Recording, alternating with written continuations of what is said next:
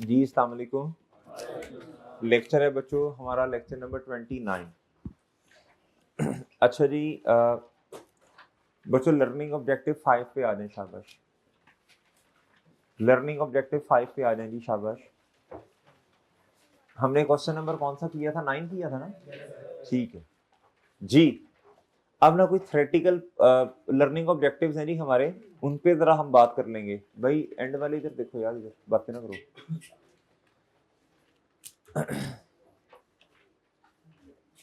भाई ये जो एंड पे बैठे हैं, आपको समझ आई मेरी बात? हेलो ओ भाई, कितनी दफा इधर देखो ना, इग्नोर करी जा रहे हो, इधर देखो जी। खत्म कर दो बातें जी। कहता है बच्चों लर्निंग ऑब्जेक्टिव 5 जी, बिजनेस ट्रांजैक्शन। अब जरा गौर से सुननी है बच्चों।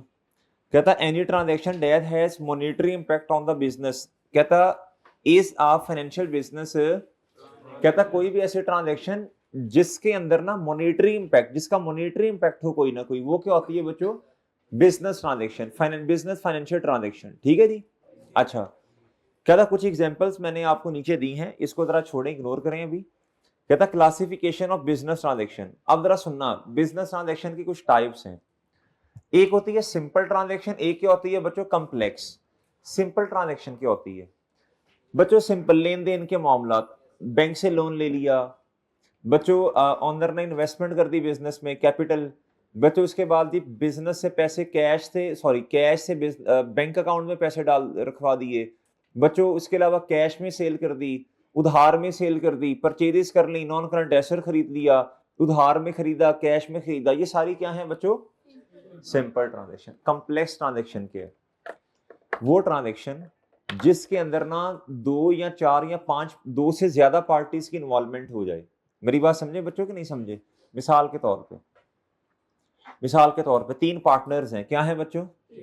3 पार्टनर। एक पार्टनर सैलरी भी ले रहा है, और फिर उसके बाद बच्चों सैलरी में से जो हिस्सा बचा, जो प्रॉफिट आया, जितना मतलब सारे खर्चे माइनस करने के बाद, उसमें से एक को 30% मिलेगा, एक को 20% मिलेगा, एक को 50% मिलेगा। ये कम्प्लेक्स ट्रांजेक्शन होगी। क्या होगी बच्चों? या फिर इसके बाद बच्चों, इसके अलावा बच्चों, बैंक से ना कोई चीज ले ली है लीज पर। किस पर बच्चों? लीज का मतलब इंस्टॉलमेंट्स पे। अब बच्चों अगर डाउन पेमेंट 20% कर दोगे तो इंस्टॉलमेंट इतनी बनेगी। अगर 2 साल के बाद इतने पैसे दे दोगे, इंस्टॉलमेंट मजीद कम हो जाएगी। अगर डाउन पेमेंट 50% कर दें तो इंस्टॉलमेंट, इस तरह की चीजें, ये क्या होती हैं बच्चों? ये कम्प्लेक्स ट्रांजेक्शन है। पढ़ें शाबाश सिंपल और कम्प्लेक्स को। कहता transaction can be very simple like buying and selling items on cash और क्रेडिट।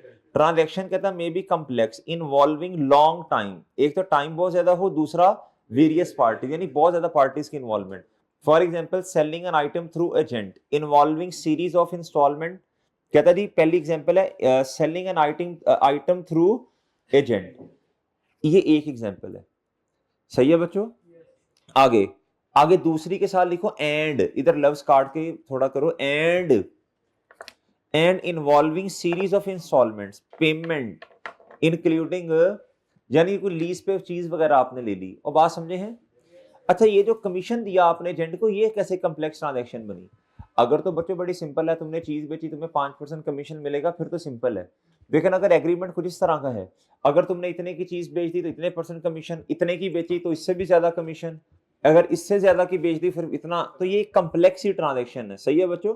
अब ये देखो ना, इतने की बेची इतना, इतने की बेची इतना, एक चीज उसने बच्चों 10,000 की बेची, 10% कमीशन, एक उसने 15,000 की बेची, आपने कहा जी इस पे 12। तो ये कम्प्लेक्स है, दिखने से मुश्किल लग रहा है कैलकुलेट करना।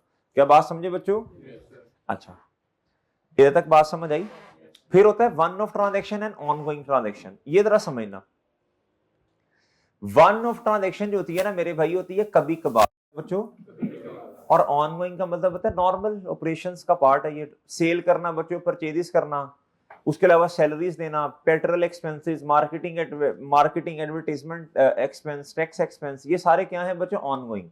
वन ऑफ क्या है बच्चों? बिजनेस ने बैंक से ले लिया लोन। क्या ले लिया बच्चों? ये कभी कभार लोन लिया जाएगा। ऑनर ने इन्वेस्टमेंट कर दी बिजनेस में, ये रोजाना नहीं होगी बच्चों, ये कभी कभी नहीं, एक दफा नहीं, कभी कभार। मतलब ये जरूरी थोड़ी है कि एक दफा ऑनर ने इन्वेस्टमेंट कर दी दोबारा नहीं करेगा। वो कर सकता है, लेकिन अगर रोजाना ऑनर को इन्वेस्टमेंट करनी पड़ रही, इसका मतलब है बिजनेस तो फिर चलेगा ही नहीं ना।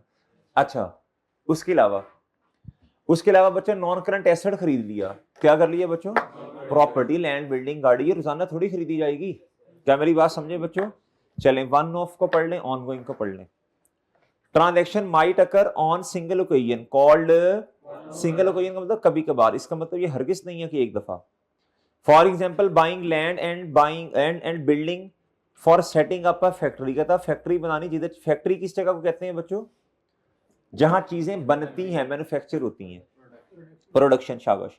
ट्रांजैक्शन में also occur on regular basis called ongoing transaction, for example payment of utility rent और इलेक्ट्रिसिटी बिल, डन। और भी एग्जाम्पल है, रिपेयर, मेंटेनेंस, इस तरह की। अच्छा बच्चों, एक होती है कैपिटल ट्रांजैक्शन, एक होती है बच्चों रेवेन्यू। अब जरा ये सुनना जरा, ट्रांजैक्शन होती है एक, क्या बोलो, बोल रहे जरा, एक होती है कैपिटल और एक क्या बच्चों? और एक होती है बच्चों, अब जरा सुनना, रेवेन्यू का ताल्लुक है जी ऑन गोइंग के साथ, किसके साथ बच्चों? और कैपिटल का ताल्लुक है वन ऑफ, ये कभी कभार होती है ट्रांजैक्शन। क्या मेरी बात समझे बच्चों? मिसाल के तौर पे खर्चा भी हो सकता है और रिसीट, यानी बच्चों एक्सपेंस भी हो सकता है, इनकम भी आ सकती है। अब इधर देखो, इधर कैपिटल एक्सपेंडिचर, क्या लफ्ज है बच्चों? एक है रेवेन्यू एक्सपेंडिचर, एक क्या है बच्चों? अभी आपको मैंने समझाया, रेवेन्यू का ताल्लुक है ऑनगोइंग के साथ, कैपिटल का ताल्लुक है खर्चा हो गया। एक ऐसा खर्चा जो कि, जरा गौर से सुनने वाली बात है, एक ऐसा खर्चा जो कि ऑनगोइंग नेचर का है, बिजली का बिल, यूटिलिटीज एक्सपेंस बच्चों, मार्केटिंग एक्सपेंसेस, चीजें खरीदनी है बच्चों आपने, परचेजेस बेचने वाली बच्चों, उसके बाद लोगों को सैलरीज आपने दी हैं, सही है बच्चों, रेंट है, इंश्योरेंस है, ये सारे क्या है? Revenue expense. क्या है बच्चों? और एक है कैपिटल एक्सपेंस, क्या? ये समझने वाली बात है। एक्सपेंस कहते हैं खर्चे को। शायद कभी आपके माइंड में ये क्वेश्चन आया हो, सर नॉन करंट एसेट का खरीदना, लैंड, बिल्डिंग, फर्नीचर का खरीदना भी तो ये खर्चा है। हाँ बिल्कुल है, चूंकि हमें इससे जो बेनिफिट मिलता है वो एक साल से ज्यादा के अरसे में मिलता है, लिहाजा हम इस खर्चे को कहते हैं कैपिटल एक्सपेंस। क्या? इसे हम एक्सपेंसेस में रिकॉर्ड, हम इसे नॉन करंट एसेट बनाते हैं। क्या मेरी बात समझे? कोई ऐसा खर्चा जो कि वन ऑफ है, क्या कहलाएगा? Capital expense. कोई ऐसा खर्चा जो कि ऑनगोइंग नेचर का है, उसे क्या कहेंगे? क्या मेरी बात समझे? अगली बात सुनो, कोई ऐसी रिसीट, मतलब रिसीट का मतलब पैसे का मिलना, जो कि वन ऑफ है, उसे कहेंगे कैपिटल रिसीट। कोई ऐसी रिसीट जो कि ऑनगोइंग नेचर की है, उसे क्या कहेंगे? दोबारा, कोई ऐसा खर्चा जो ऑनगोइंग नेचर का है, कोई ऐसी रिसीट, पैसे मिलना, रिसीट पैसे, जो ऑनगोइंग नेचर की है, रेवेन्यू रिसीट। कोई ऐसा खर्चा जो कभी कभार होना है, उससे कैपिटल एक्सपेंस कहेंगे। कोई ऐसी रिसीट जो पैसे का मिलना बिजनेस में बच्चों, जो कि कभी कभार, उससे क्या कहेंगे? सर एग्जांपल दें, जैसे आपने एक्सपेंस की थी, इसकी भी एग्जांपल दे दें, रिसीट की। बच्चों चीजें बेच रहे हैं, पैसे आ रहे हैं, आपने उधार में चीजें बेच दी, ठीक है, कोई मसला नहीं है, सेल्स, क्रेडिट, रिसीवेबल, डेबिट, वहां से पैसे आ गए। ये आपने बिल्डिंग रेंट पे दी है, क्या दी है जी? मंथली रेंट आ रहा है, क्वार्टरली रेंट आ रहा है, ये नॉर्मल है। क्या है बच्चों? सर इसकी कोई एग्जांपल दें वन ऑफ की, आप खुद सोच के बताएं मुझे, मैंने एग्जांपल दी भी है थोड़ी देर पहले। पैसे मिले, एसेट जैसे आपने खरीदा था तो आपने कैपिटल एक्सपेंस कहा ना, एसेट बेच के पैसे आए, कैपिटल रिसीट, सही है। लोन ले लिया बैंक से, पैसे आए, बार बार लोन लेंगे बच्चों? ये तो बच्चों साल में एक आधी दफा होता है, दो दफा हो जाएगा, ये टिटो पार्टी थोड़ी है, 3 दफा हो जाएगा, ये रेकरिंग नेचर तो नहीं है ना कि हर महीने में कैपिटल रिसीट, लोन ले लिया बैंक से, या डेटर से पैसे आए, वो तो ये होगा भाई, डेटर से तो नॉर्मल बिजनेस है, 365 दिन भी पैसे आ सकते हैं। ऑनर ने बिजनेस में क्या कर दी? इन्वेस्टमेंट कर दी, कैपिटल, ये भी क्या है? ये भी कैपिटल रिसीट है। ऑनर रोजाना थोड़ी इन्वेस्टमेंट करेगा भाई, बात समझ आई? आप भाई मेरे साथ पढ़ें, कैपिटल ट्रांजैक्शन एंड रेवेन्यू। कहता items of long term nature, क्या बच्चों? आइटम्स ऑफ अच्छा इसकी निशानी मैं बता देता हूँ, वन ऑफ होती है और क्या होता है लॉन्ग टर्म, और क्या होता है ये लॉन्ग टर्म है, और ये क्या है बच्चों, इस ये जिस बच्चे को ये दो लफ्ज याद हैं वो इंशाल्लाह ऐसे टिक लगाएगा धड़ाधड़। क्या था जी, item of long term nature such as PP property plan and equipment. PP में क्या होता है बच्चों, सारे एसेट्स कवर हो जाते हैं। पीपी प्रॉपर्टी, प्रॉपर्टी में लैंड एंड बिल्डिंग आ गई, प्लांट के अंदर प्लांट एंड मशीनरी आ गई, इक्विपमेंट के अंदर बाकी सारी चीजें, गाड़ी, एसी, फर्नीचर, सही है बच्चों। कहता आइटम्स ऑफ, कहता such as PP carried out operating activities of the business और capital item. Item of short term nature, कहता particularly item that are used to occur in the normal cycle of the business. कहता जो कि recurring nature की हैं, on going है, जो लिखा हुआ है ना नॉर्मल साइकिल, इधर लिख लो ना इसको हाईलाइट करके, क्या भला ऑन गोइंग नेचर की जी, रेकरिंग भी कहते हैं इसे, क्या कहते हैं बच्चों जी। ये क्या हुई बच्चों, बोलो शाबाश, ये क्या हुई बोलो, रेवेन्यू। ये क्या हुई बच्चों जी, दोबारा उसको सेल कर दें, नॉन करंट एसेट को क्या कर दें, हाँ जी, तो वो ये कैपिटल होगा ना जी, कैपिटल होगा। अच्छा नेक्स्ट जी, आगे गुड्डू इधर कहता बच्चों capital expense and revenue expense. कहता कैपिटल एक्सपेंडिचर वो खर्चा है टू एक्वायर, क्या तो खरीदा, क्या किया, और इंप्रूव, और क्या बच्चों, ये मुझे जरा समझाना पड़ेगा बच्चों। इंप्रूव क्या होता है, इंप्रूव क्या होता है, अब सुनना। हमारे पास बच्चों लैंड है, बिल्डिंग है, गाड़ी है बच्चों, या फिर क्या उसका नाम है जी, कोई प्लांट है, क्या है बच्चों, हमने इसको पहले नहीं था अब लिया, इसे कहते हैं एक्वायर करना, परचेज करना, ये तो सबको पता है नॉन करंट एसेट है, कैपिटल एक्सपेंस है। इंप्रूवमेंट, आगे लफ्ज क्या लिखा, और इंप्रूव लॉन्ग टर्म एसेट्स, और इंप्रूव लॉन्ग टर्म एसेट्स, और improve long term asset. Please ये जरा समझिएगा, और improve long term assets, please ये जरा बात गौर से समझिएगा बच्चों। इसका मतलब है एसेट पहले से हमारे पास है, हमने इसमें करनी है इंप्रूवमेंट, यानी कि ऐसा खर्चा करना है जिसकी वजह से हमारा एग्जिस्टिंग जो एसेट है वो क्या हो जाए, बेहतरी आ जाए। बेहतरी तीन तरह से आती है, लफ्ज आप याद कर लो बस। आपने कोई ऐसा एक्सपेंस किया, यानी पैसा खर्चा किया ऐसा कोई बच्चों जिसकी वजह से एसेट की लाइफ क्या होगी, इंक्रीज होगी। हमारे पास एक एसेट था, प्लांट था, वो 3 साल मजीद चल सकता था, अब ऐसा खर्चा कर लिया जिसकी वजह से अब वो 8 साल चलेगा, 5 साल चलेगा, यानी लाइफ बढ़ गई। पहले हमारा ख्याल ये था कि ये बनाएगा रिमेनिंग अपनी जिसकी इतनी जिस इसकी लाइफ जो बच गई है 2 लाख यूनिट्स बनाएगा मजीद, कितने, अब हमने कोई ऐसा खर्चा किया जिसकी वजह से बच्चों अब वो बनाएगा 5 लाख यूनिट्स, 3 लाख यूनिट्स का इजाफा हुआ, इंप्रूवमेंट है। पहले 1 यूनिट बनता था बच्चों 5 मिनट में, हमने कोई ऐसा पार्ट उसके अंदर लगा दिया, अब 1 यूनिट बनता है 3 मिनट में। एसिड क्या हो गया, एफिशिएंट हो गया। क्या हो गया, जब एसिड एफिशिएंट होगा, एक तो टाइम कम लगेगा, लेबर का पैसे कम देने पड़ेंगे इनको, और दूसरा बच्चों यानी वो ज्यादा यूनिट्स बना लेंगे, दूसरा आपके पेट्रोल वगैरह बिजली वगैरह के खर्चे बचेंगे। बात समझे हैं बच्चों, इंप्रूवमेंट है। तीसरा कैपेसिटी बढ़ गई है, क्या बढ़ गई है बच्चों, कैपेसिटी का मतलब क्या होता है बच्चों, जिस तरह भी एग्जांपल दी 2 लाख से 5 लाख यूनिट्स। एक और एग्जांपल ले लें बच्चों, आपने बस देखी होगी कोई भी, अच्छा वो बस बच्चों जी फॉर एग्जांपल जी कहते हैं जी साहिवाल या उकाड़ा जाने के लिए ना पैसेंजर्स बहुत ज्यादा हो गए हैं, उन्होंने कहा यार इस रूट पे हमें ना बस, इतना ही हमारे पास पैसे तो नहीं है कि एक नई बस ही ले लें। उन्होंने कहा जी इस हम ना कैपेसिटी बढ़ा देते हैं, बस के अंदर सीट्स हैं बच्चों कितनी 40, उन्होंने कहा 10 सीट्स और लगाते हैं, इंस्टॉल करते हैं।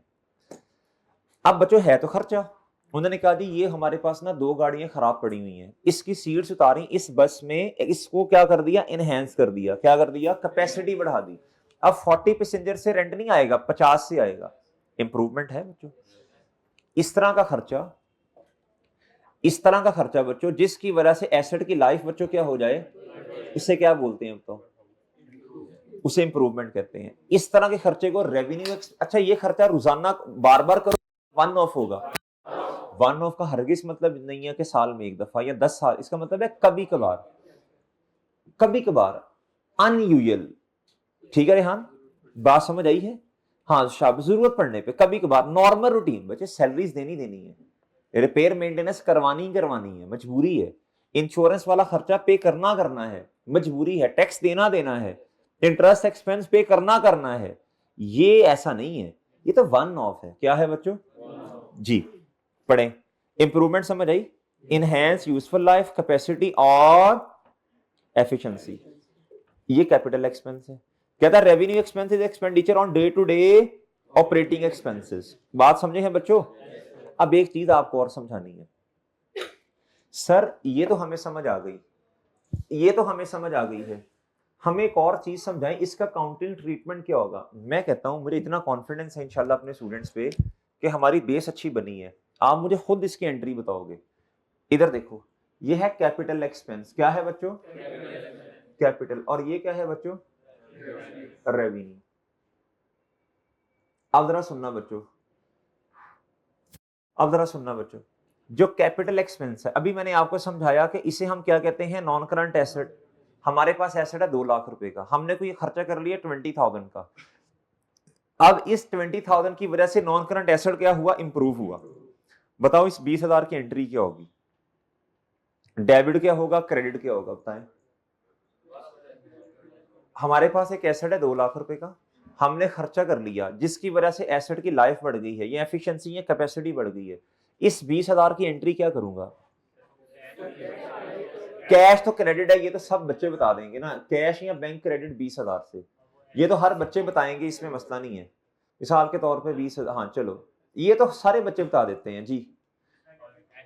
बताओ डेबिट क्या होगा? Non current. वेल डन शाबाश, यही हेड बनता है और तो कोई हेड ही नहीं है। पीपी कर लें, property plant and equipment, non current asset, ठीक है।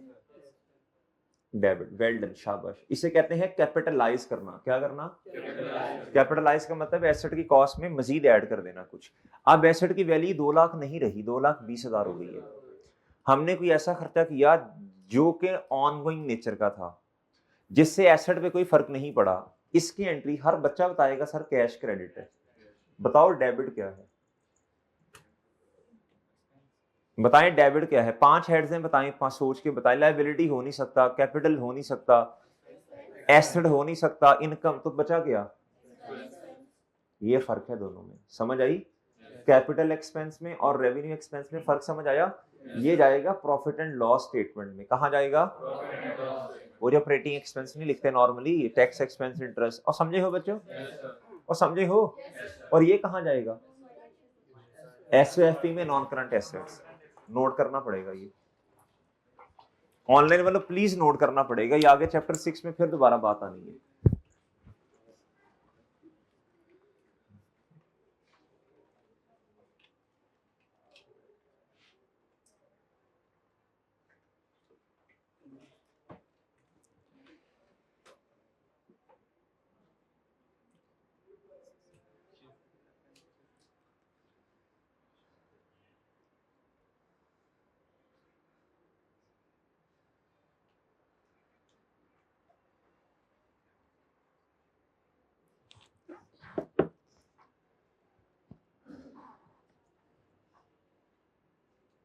ओके मेरे भाई, और समझ आया कि नहीं? नोट कर लिया? जैसे जुबान चलती है ऐसे हाथ क्यों नहीं चलते बच्चों? 2 दिन क्या करना है आपने बताओ? 2 दिन का क्या प्लान है? सोना है? जिंदगी में सिर्फ यही काम है? या आपने प्लान किया कि यार ये चैप्टर रिवाइज कर लेंगे, ये चैप्टर रिवाइज कर लेंगे? नहीं, टेस्ट चैप्टर 3 जितना कर लिया आप,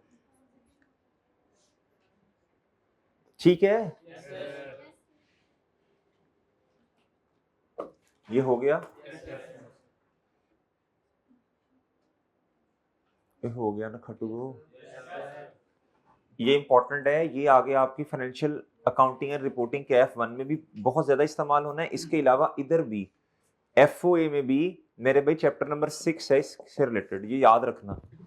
आगे आओ, कैपिटल, ये पढ़ो। द टर्म कैपिटलाइजेशन मीन, कहता expenditure as a part of cost of asset. यार तुम लोग क्या पीछे आपस में खुसर खुसर करते रहते हो, क्या रोल है तुम्हारा जी? तुमको मैंने ना अब अलग-अलग बिठाना शुरू कर देना, एक को इधर, एक को इधर, एक को उधर, एक को उधर, एक का मुंह ही पीछे कर देना जो ज्यादा बोलते हैं जी।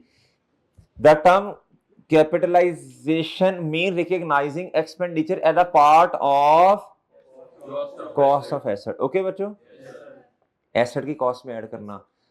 ऐसे बेशर्म है, एक एक पेन मुझे इतनी ज्यादा हो रही है, एक ऊपर इरिटेट करते हो, बोल दी जा रहे क्या किताब क्यों नहीं, किसकी किताब है ये जो आ कभी ले रहा है कभी दे रहा है? ये ब्लू शर्ट के जो साथ बैठा हुआ है ये वाला, ये किताब किसकी है? तो कभी ले रहा है कभी दे रहा है जी। हम अब इज्जत देख उसको कैसे दे रहा है जी। कहता so when an item of cost is it is treated as an asset rather than. अगर ये पेपर में ना 2 नंबर का क्वेश्चन आ सकता है, कहता कैपिटलाइज करने का मतलब समझाएं। आपने कहना एसेट की कॉस्ट में ऐड कर दो, ठीक है? ठीक है, ठीक है जी। नेक्स्ट, कैपिटल रिसीट और रेवेन्यू रिसीट। कहता कैपिटल रिसीट्स वो वाली रिसीट्स हैं जिनकी नेचर क्या है, long term, money borrowed from a और new money invested by a, भी आपको बताया ना। रेवेन्यू रिसीट्स कहता arising from the normal operations of a business from its, for example revenue from sale of goods और interest, ठीक है? कहता जी क्या कहता revenue from sale of goods, यानी कहता आपने चीजें बेच दी हैं, उधर से पैसे आए, कस्टमर से पैसे आ गए, या फिर जी अदर इनकम से पैसे आ गए। सही है बच्चों, डन है जी। अच्छा ये ना आप ना example number 5, example number 5, example number 5 ये नहीं आपने करनी, ये नहीं आप करेंगे, और आगे भी एग्जाम्पल है एक, इधर आ जाओ।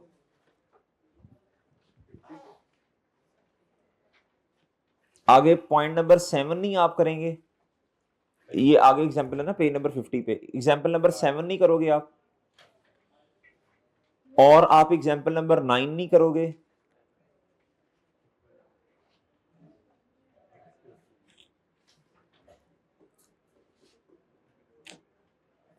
एग्जाम्पल नंबर आप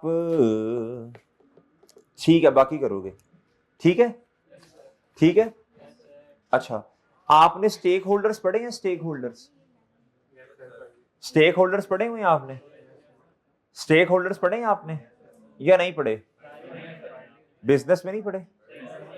चलो हम पढ़ लेंगे इंशाल्लाह। अच्छा चलो चलो छोड़ो, एक छोटा सा लर्निंग ऑब्जेक्टिव डिस्कस करते हैं।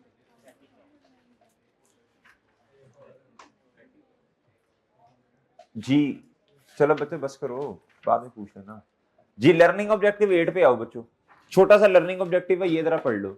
इधर देखो बच्चों, इधर भाई दो दोस्त हैं, एक दोस्त दूसरे से चीज लेता भी है और बच्चों उसको बेचता भी है। सही है, यानी यानी यानी तुम आओ ना, तुम आ जाओ, ये वाला भाई आ जाओ, आजा आजा आजा आजा, साथ वाला भी आज देखी जाएगी, आ जा आ जाओ। तुम्हारा नाम क्या भाई? बदर। पहले भी तुम एक दफा स्टेज पे आए थे? नहीं तुम्हारे नंबर ज्यादा आए थे? बिस्ती तुम एक दफा तुम स्टेज पे आए तो थे, किस आए तो थे ना? हैं? अच्छा 4 जीपीटी। नहीं एक दफा स्टेज पे तुम पहले आए थे, कब आए थे बता? अच्छा एक दफा आए तो थे। आपका नाम क्या है? हसनैन। कितना शरीफ बच्चा यार जी। अच्छा जी तुम भी तुम नहीं हो। इधर देखो, तुम्हारा नाम क्या है? बदर। बदर। आपका? हसनैन। इधर देखो, ये बदर साहब हैं। ऑनलाइन वालों आराम से, 2 पे ना सुनो, 1 पे सुनो, इंपॉर्टेंट कॉन्सेप्ट है। बदर, बदर जो है ना, इनको मार्कर सेल करो। बदर ने मार्कर सेल कर दिए, अब आंखें खोल के एग्जांपल सुननी है। बदर ने मार्कर सेल कर दिए, किसको? हसनैन को। आप इनको भाई लक्ष्मी दो, मुंह से बोलना है, ये क्या है? को पैसे दें भाई, और पैसे को भाई जरा अखलाकी अखलाकी तो भाईजान भाईजान पैसे प्लीज। मुंह से भाईजान नहीं निकल रहा, मतलब कभी इतनी अच्छी बात एथिकल निकली नहीं है ना मुंह से, तो शर्म आ रही है को। पैसे दो भाई, नहीं पैसे दें भाईजान, पैसे दें भाईजान। हाँ जी आपके सर 15-20 दिन के बाद आपके कोई बात नहीं, कोई बात नहीं। अच्छा, आपने इनसे ना 500 रुपया लेना है, याद रखना। बदर ने कितना लेना है हसनैन से? 500 लेना। बदर ने हसनैन से, ये लिख लो ना कहीं, बदर ने आपको भूल जाना है। पता नहीं क्यों बच्चे इधर इतनी बातें आपको चल रही हैं, आपको भूल जाती हैं बातें। बदर ने 500 हसनैन से लेना। बदर ने कितना लेना हसनैन से? 500। हसनैन भाई अब आप इनको क्या बेचोगे? ये गिलास बेच दे यार जी। मुन्नू नहीं अनु भाई जी। इस तरह क्या ये गिफ्ट दे रहे हो इसे? ये जी, इनको इस तरह बेचो। अच्छा, अब भाई हसनैन ने इनको क्या बेचा? गिलास बेचा। फॉर एग्जाम्पल ये है 300 रुपए का। आप कहें भाई वो 300 रुपया दें यार, कितना अच्छा है, कितना शरीफ। आप इन्हें कहें पाइन आपने मेरे 500 देने हैं, आपको पता है, आराम से कहीं कहो भैया ना आपने मेरे 500 रुपये देने, आपको याद है? हाँ आपके, हाँ। अच्छा अब मेरी बात सुने, अब सुनना, इन्होंने 500 रुपया लेना है और 300 रुपया देना है। अच्छा, इन्होंने 500 लेना है और 300 देना भी है। अच्छा, अब आप इन्हें को यार हम ना आपस में सेटलमेंट कर लेते हैं। कहो हम आपस में सेटलमेंट कर लेते हैं। आपके ठीक है, कोई बात नहीं बड़ी। अच्छा, अब सेटलमेंट कितने से होगी मुझे बताओ? 200 से। खुदा का हो बेवकूफो, सेटलमेंट कितने से होगी? यानी ये कहेंगे जो मैंने 500 लेना है उसमें से 300, मतलब 300 मैंने देना भी तो है ना। ये कहेंगे जो 300 ना तुमने मुझे देना है वो ना दो, ये सेटलमेंट है ना। ये कहेंगे जो 300 तुमने मुझे देना है वो ना दो, कोई मसला नहीं है, ऐसे ही। अब इनका नेट रिसीवेबल कितना है? ग्लास दे दे। इनका नेट रिसीवेबल कितना है? 200। 300 से क्या हो गई? सेटलमेंट। इन्होंने अपनी बुक्स में, इधर आना, इन्होंने अपनी बुक्स में रिकॉर्ड किया होगा, इधर देखो बच्चों, इन्होंने अपनी बुक्स में, इधर देखो, इन्होंने अपनी बुक्स में क्या रिकॉर्ड किया होगा? बताओ शाबाश।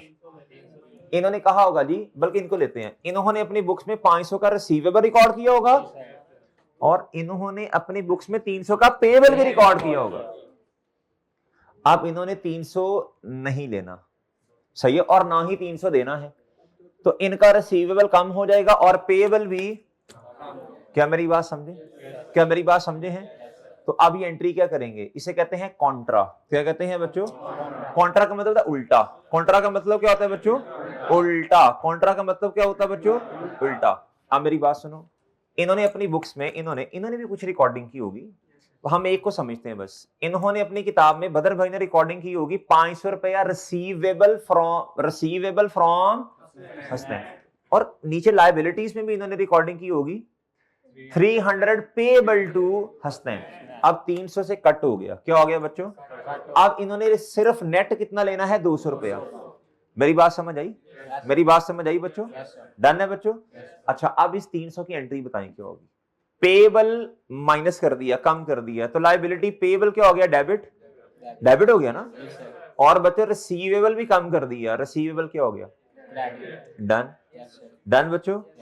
और कॉन्ट्रा कहते हैं उल्टा। रिसीवेबल की नेचर डेबिट है, उल्टा करोगे तो क्रेडिट। लायबिलिटी पेएबल की नेचर क्या है? क्रेडिट। उल्टा करोगे तो एक तो कॉन्ट्रा, दूसरा किस अमाउंट से एंट्री करनी है? लोअर अमाउंट से। लोअर अमाउंट से। अगर पेएबल ज्यादा है रिसीवेबल कम है तो फिर भी लोअर। अगर बच्चों रिसीवेबल ज्यादा पेएबल कम तो फिर भी लोअर। हमेशा किस अमाउंट से एंट्री करोगे? क्या आपको मेरी बात समझ आई है? क्या आपको मेरी बात समझ आई जी? बैठे। अब मैं आपको ना 1 मिनट ये दें जी। अब लेता हूं, सवाल लेता हूं, थोड़ा वेट भी तो करना मेरे चांद जी। इधर देखें, इधर। अब बच्चों इधर देखो, SAFP याद है आपको? उसमें मैं अब सारी तो नहीं बना रहा, एक्सट्रैक्ट्स कह लें आप इसे। मेरे मासूम दोस्तों इधर आओ। इधर आने हैं जी करंट एसेट। इधर क्या आते हैं बच्चों? इधर आ रहा होगा डेटर या रिसीवेबल या जो भी है, ट्रेड रिसीवेबल। कितने के आ रहे होंगे बदर की बुक्स में? 500 के। और करंट लायबिलिटीज में बदर की मैं स्टेटमेंट बना रहा हूं, फाइनेंशियल पोजीशन जी, इधर इधर आ रहा होगा पेएबल, कितने से आ रहा होगा? जब ये कहेंगे मैंने 300 नहीं लेना, ना ही 300 देना है, अब बच्चों इधर देखो, अब नेट रिसीवेबल कितना आएगा?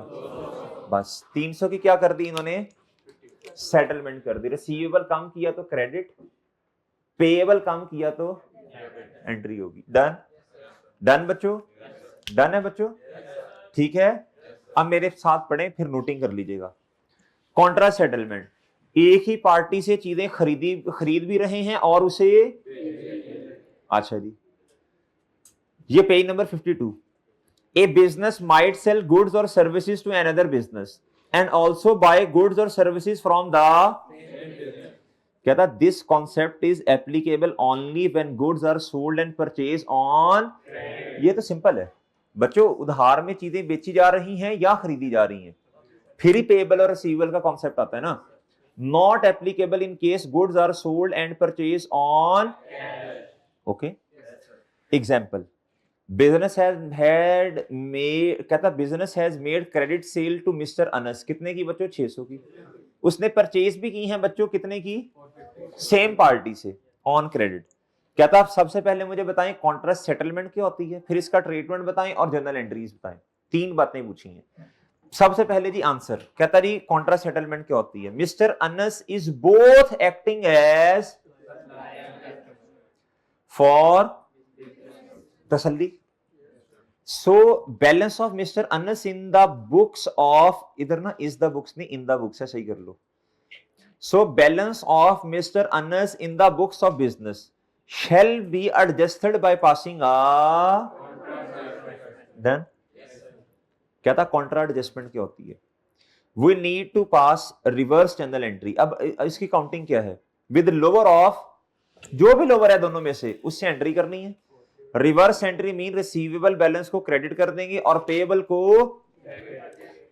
अब 600 और 450 में से लोअर क्या है बोलो?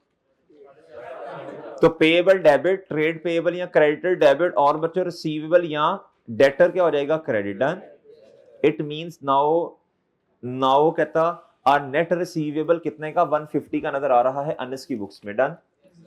डन? अगर पेएबल ज्यादा होता तो फिर नेट पेएबल नजर आता। ठीक है, पेएबल होता 1000 एक ही बंदे को, एक ही पार्टी को, और रिसीवेबल होता बच्चों 600 का, तो 600 से एडजस्टमेंट करते तो नेट पेएबल फिर 400 का नजर आता। डन? याद रहेगा ये कॉन्सेप्ट जी। क्वेश्चन भाई आपका, क्वेश्चन, डेबिट है एसेट होती है मेरे प्यारे दोस्त, रिसीवेबल एसेट होता है मोहतरम। हेलो, रिसीवेबल एसेट, यार ये तो चैप्टर 1 की बातें हैं प्यारे दोस्त। रिसीवेबल एसेट होता है, इनकम के केस में रिसीवेबल आता है। उधार में चीज बेची है, cell credit, receivable debit. Payable की नेचर लायबिलिटी क्रेडिट होती है। ठीक है भाईजान जी। ओके बच्चों, इसमें कोई क्वेश्चन है आपका तो पूछ लो। टॉपिक कंप्लीट, अब सवाल पूछना है तो पूछो जी। है क्वेश्चन कोई? पेएबल की नेचर क्रेडिट होती है लायबिलिटी, रिसीवेबल की नेचर डेबिट होती है एसेट जी। है क्वेश्चन कोई? ठीक है, 2 लर्निंग ऑब्जेक्टिव पढ़े हैं, एक ट्रांजैक्शन और दूसरा क्या? बिजनेस ट्रांजैक्शन, और दूसरा कॉन्ट्रा। ओके बच्चों, जो पढ़ा वो इंशाल्लाह टेस्ट में आएगा। अल्लाह हाफिज। चैप्टर 3।